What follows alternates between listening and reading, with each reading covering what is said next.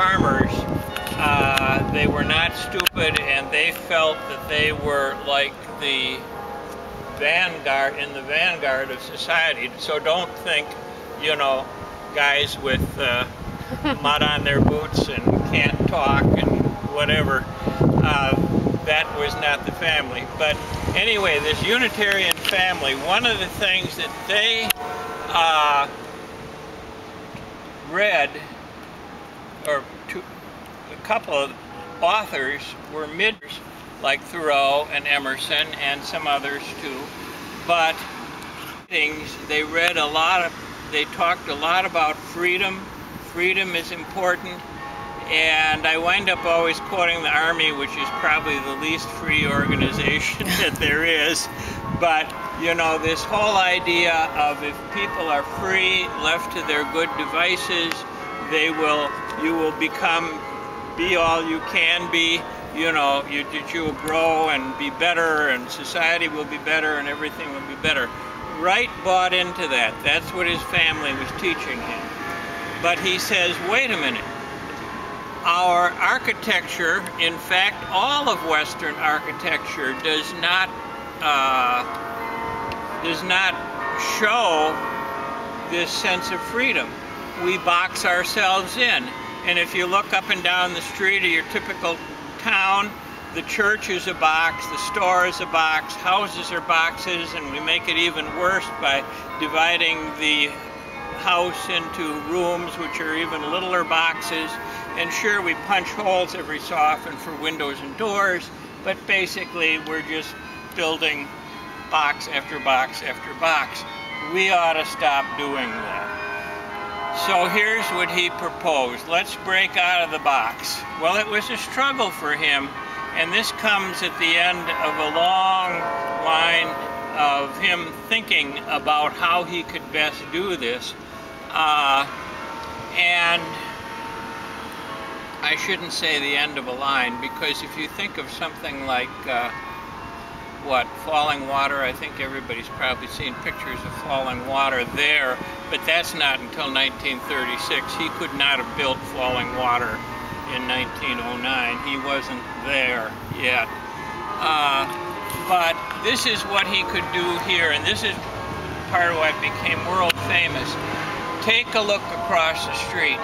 Now, what do you see? He's almost like he's trying to dissolve the walls. Can you see on all three floors? It's pretty much just window, window, window, window, window, one right after another, making the walls kind of disappear. You can't see it from where you're sitting.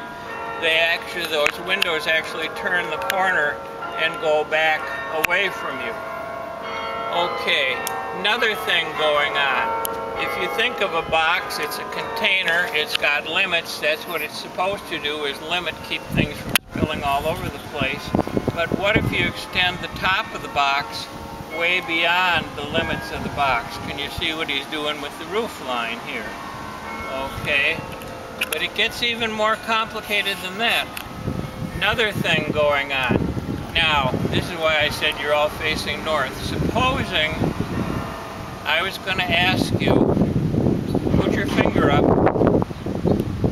and run across the street and put your finger on the south wall of this house. Can you see what would the problem be? You've got bits and pieces of wall. You don't seem to have any complete walls. He's trying to break the box. And he does this to a greater degree than he ever had before up to this point of 1909. There's a house out in Oak Park that brings this idea a long way. It's a small house, but it's a very nice house that he did prior to this one. This is, he brings it to, like I say, what he could do in 1909. And of course, going back to your question, what people would buy in 1909. We're going to talk a little bit about this building. You think anybody would have paid for this in 1909? You know, it wouldn't have. Okay, does that make sense? No?